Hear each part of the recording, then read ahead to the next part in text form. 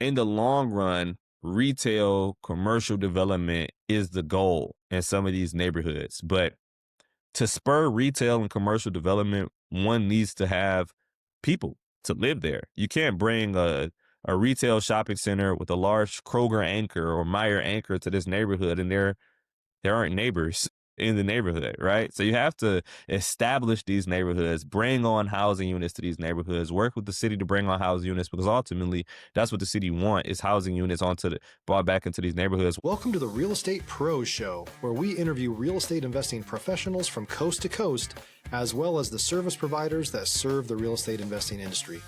Our goal is simple: share what's working now to help you improve and scale your business to the next level and meet the pros that can help you get there. Real Estate Pros is powered by Investor Fuel, America's leader in helping real estate investors and professionals build the business you need to live the life you've always dreamed of. Let's start today's show. Property insurance for real estate investors doesn't have to be difficult, but it does need to be there to protect you when you need it. MyInvestorInsurance.com not only provides insurance at 15 to 30% cheaper than traditional agencies, it's built specifically for real estate investors like you. You can set up an account in about 2 minutes, get quotes on properties, turn on and turn off insurance for your fix and flip or rental properties in around 2 minutes without having to talk to anyone directly, all through our portal. There's no better way or faster way to make sure you've got the coverage you need to protect you, and no more lengthy policies either. Once you're set up, you're billed monthly and prorated by the day for however long your policy is active. It's powered by MSI, the third largest independent MGA, with 1.5 million customers and more than $1 billion in cumulative premiums written. Get set up today in about 2 minutes at myinvestorinsurance.com/fuel. Hey, everybody. Welcome to the Real Estate Pros podcast. I'm your host, Michelle Kesil, and today I'm joined by someone I'm looking forward to chatting with, Jason Smith, who is a real estate developer and investor in the Detroit market. So excited to have you on the show today, Jason. Thanks for having me. Of course, I think our listeners are really going to take something away from how you're approaching your developments, your investments, and the ways that you raise capital. So lots to dive into. Mhm. Definitely. First off, for those who are not familiar with you and your world, can you share what your main focus is? Yes, my main focus is in the Detroit market. So there are a lot of opportunities in the Detroit market to invest and develop. And my main focus is to connect the average investor or the average human being who doesn't think that it's possible to invest and develop, or maybe overthink the how to apply their skill sets to this area, is to connect them with the operators, the actual doers in the market. Awesome. So, how did you get started as an investor? Yeah, it's actually a long story, but I'll make it short for you. So, um, I bought my first property my freshman year of college, right? My first property came by way of my grandpa. I had a full ride to college, to Tuskegee University. My grandpa I had a full ride minus room and board. My grandpa really wanted me to go to Tuskegee University because his grandma was like second graduating class, and he was very amped up for me to go. And he said, "Well, if you decide to go, then I'll pay your room and board," right? And from there, he decided that I took him on that. I said, "Okay, pay my room and board." I got there. He paid my first semester room and board $5,000, and then I came back second semester. It was like, "Yep, I need that other 5,000." So I got to pay this twice. I said, "Well, actually, you got to pay it twice a year for the next 5 years because I had a 5-year major." And he calculated up. He was like, "That's $50,000. I can go buy you a house for that." So we went into the market down in Tuskegee, Alabama. We looked at like 5 or 6 houses, and then the least acceptable house was the one that he decided to go with. I'm talking about, you walk into this one, holes in the floor, holes in the roof. And I'm like, "This can't be it." And he's like, "Nope, this the one." And I'm like, I'm talking about the old shag carpet from the 70s. My grandpa probably put in about $10,000.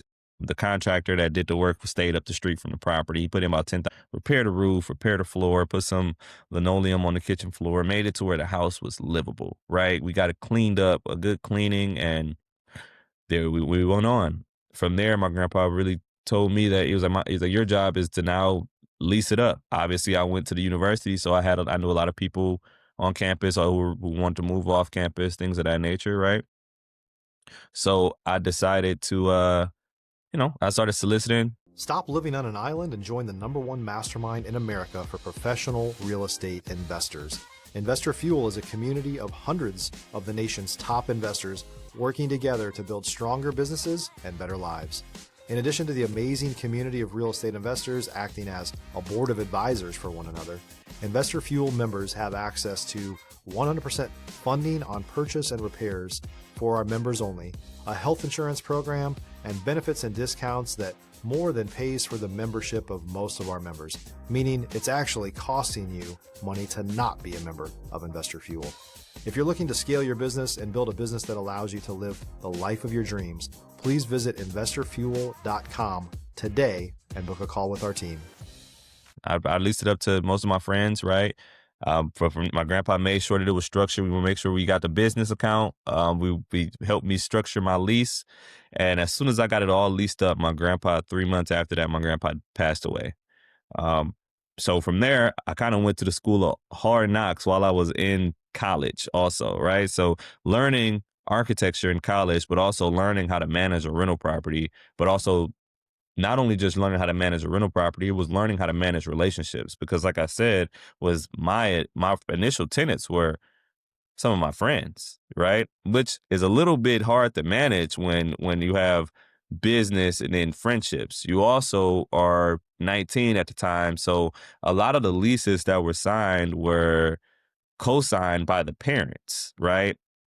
So when it came to the parents having conversations with me, when it came to the parents having to communicate, say, "Hey, look, I'm going to be 5 days late. Like, can I speak to your parents?" It's like, well, who you? I don't have parents for you to speak to. Well, yeah, I have a mom for them to speak to, but my mom is far away from the transaction, no idea what's going on, right? So a lot of parents there was a lot of pride, them having to put a lot of pride aside to have this conversation with a 19-year-old kid who, in some cases, was younger than their kid, right? Um, I had a workaround for it though. For those people that were hell bent on speaking to my mom, like I would just set my mom up with a whole script. Like, hey, look, talk to these people and say this, right? Say this so I can get my money. And it worked out. Over the next 5 years, I put in new windows, I put in a new kitchen, I replaced the flooring, I replaced the carpet. I kind of did a lot of additional items. I probably put in another 45K into the property. So my grandpa put in about 10K. He purchased it for 30K. So he was probably all in 40K. Then I probably put in another about 40K. 30, 40K over that time period. So I was about all in by the end around 70, 80K. And then COVID hit, right? I graduated and I moved away. I tried to lease it out for a year while I was gone. COVID hit and um, a lot of students just weren't on campus, so it wasn't a lot of demand for off-campus housing. After that, I sold the property. The market was also great at that time. So I sold the property for top of market for around 130. And essentially that was my first flip, right? That was my first flip. It just was a delayed flip, if you will. And then I kind of took that money and reinvested it into the market, bought more property. So from that one property, I then went on and bought 7 units, right? And then just scaled from there. I love I that love that. story. That's so unique and beautiful and exciting to have a start in that unexpected way. Yeah, definitely. So, what does it look like from getting those 7 properties to now? Like, what are you currently working on? What type of investment strategies are you up to since then? Yes. So initially, I've always been a person that the reason why I chose architecture as a major in the first place was just I grew up in Detroit during the Great Recession, and I lived amongst a lot of blighted houses in my neighborhood. My house was actually on my block. I was one of 3 houses that were active. The other 12 were abandoned, right? So I spent a lot of time cutting abandoned houses grass because growing up, my grandpa also told me, he said, look, I don't care if you cut your grass. If your neighbor's grass isn't cut, your grass looks bad. So I spent a lot of time cutting the 5 houses around me's grass, so and no one lived there. I'm talking about these houses were boarded up. And from there, I would see a lot of blight throughout the neighborhood as far as commercial buildings as well. And it's like, hey, how can I change this? Of course, I could also draw around the 6th grade, and one of my teachers said you should explore architecture, right? If you're looking for consistent, high-quality leads, look no further than Investor Machine. Investor Machine isn't just another agency, it's the most sophisticated, data-driven lead generation company on the planet for real estate investors, and serves the role of being not just a lead generator for your business, but a marketing partner that is helping you achieve your goals along the way. Go to investormachine.com to learn more and schedule a call with our team today.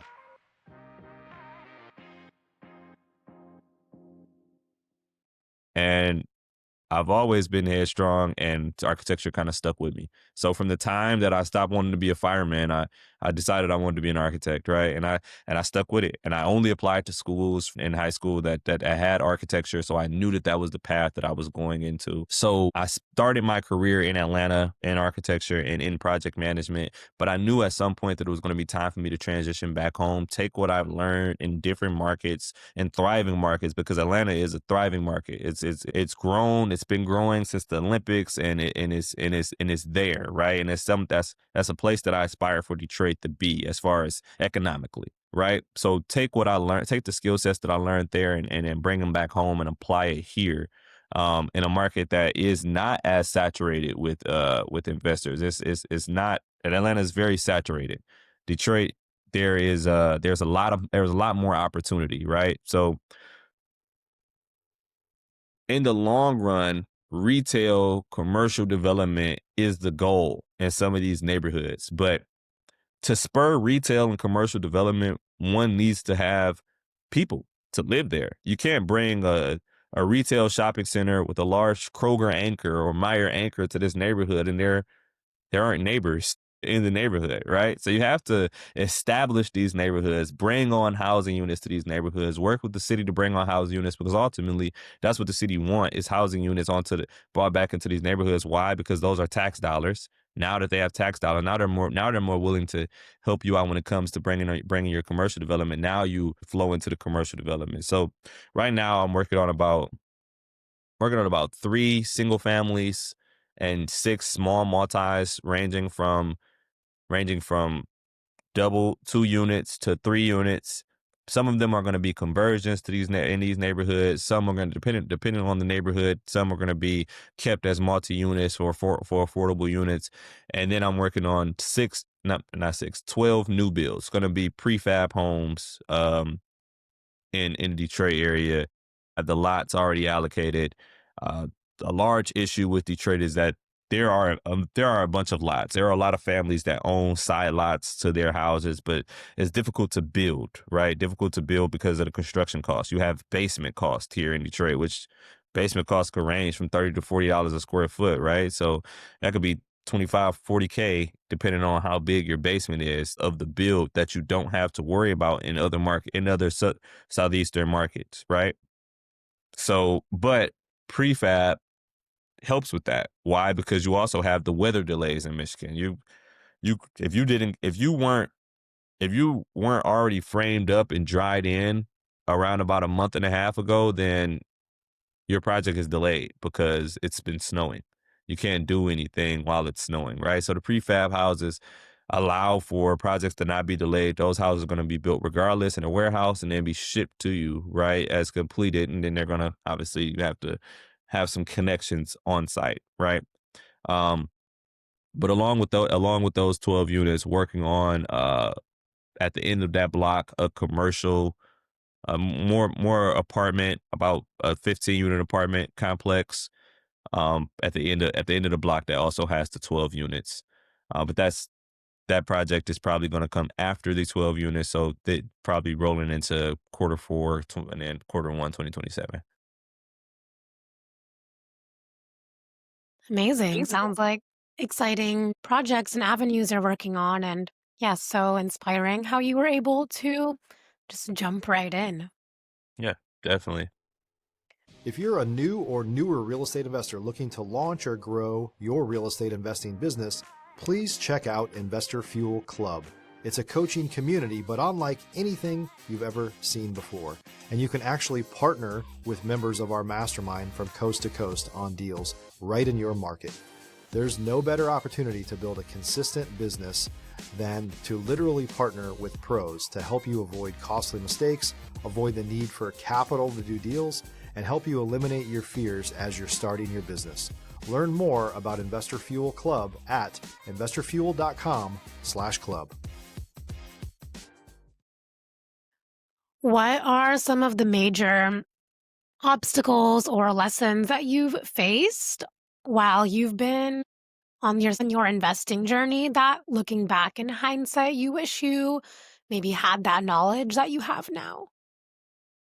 Cost of capital. After going to school for architecture and working in architecture and construction, I actually decided to go back and get my master's in commercial real estate to fully understand model development and understand how the metrics work. How can I it makes it easier for me to go raise capital and find capital, but cost of capital is probably the biggest deterrent from a lot of these deals, right? You've got interest rates that on some of these hard money deals, interest rates that range from 9 to 12%, right? 12% is interest only is extensive, right? It could really put a damper in your returns for your project.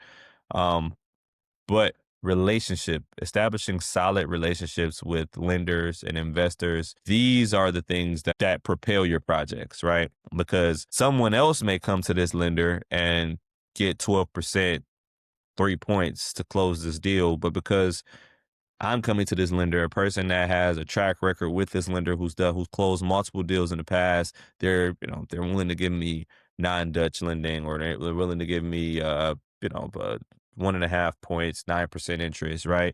Because I'm deemed less risky, right? So the biggest thing is, one, doing what you say you're going to do with the parties that you say you're going to do it with, right?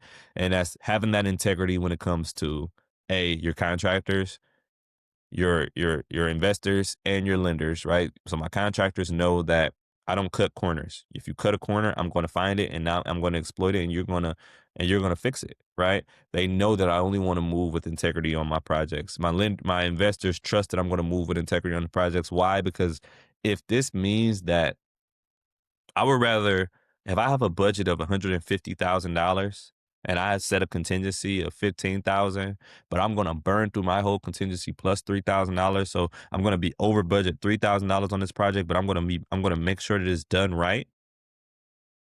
I'm gonna do that every time. Why? Because the end product is what matters, especially for long term holds, right? Delayed Not doing it now is only just deferring the maintenance to later on, right? And ultimately, I put so much buffer, so much margin into some of the returns that I'm very conservative that my investors still make out great. I had one deal, honestly. My last deal was a deal that I raised about.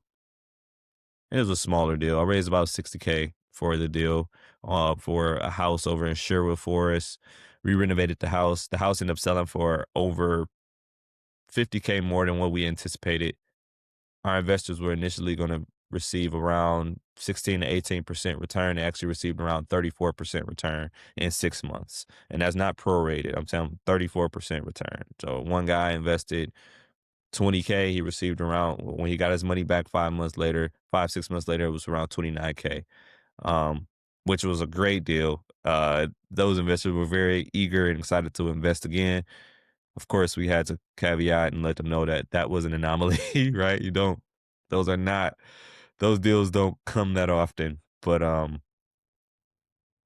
having integrity, and speaking to the investors, I have monthly updates with my investors. That way, we're always aligned. They always know what's going on. If there's a delay, they know why. If there's a delay, I'm gonna see it from afar. I'm gonna see why it's gonna be delayed, and so on and so forth.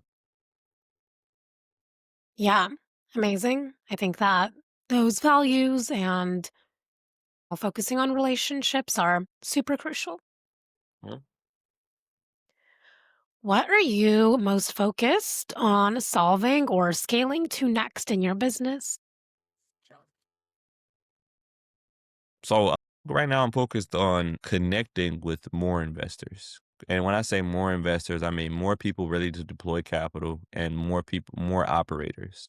So there's only so many projects that I can operate myself. But if there are other operators in the city that are moving with integrity, like minded, like me, right? There are a lot of operators, but it takes a while to kind of see through if this person is actively moving the way that I like them to move. So now I can connect my investors to them as well, because ultimately it's about the market, right? If this is a neighborhood that is growing and moving, of course I could decide to come onto this block and purchase. If there are 8 houses available, I can decide to purchase all 8, right? One, that's a lot of risk. Two, that's a lot of work, right? Or I can decide, okay, I'm gonna purchase these two, but I have this operator over here, ABC LC, who's been operating and developing in the city for the last 10 years, and they understand what's we would like to do to this neighborhood, and now they purchase another two, and now ultimately what that does is increase the value of your projects as well, right? And that's not only just for single family, but that's also for commercial development.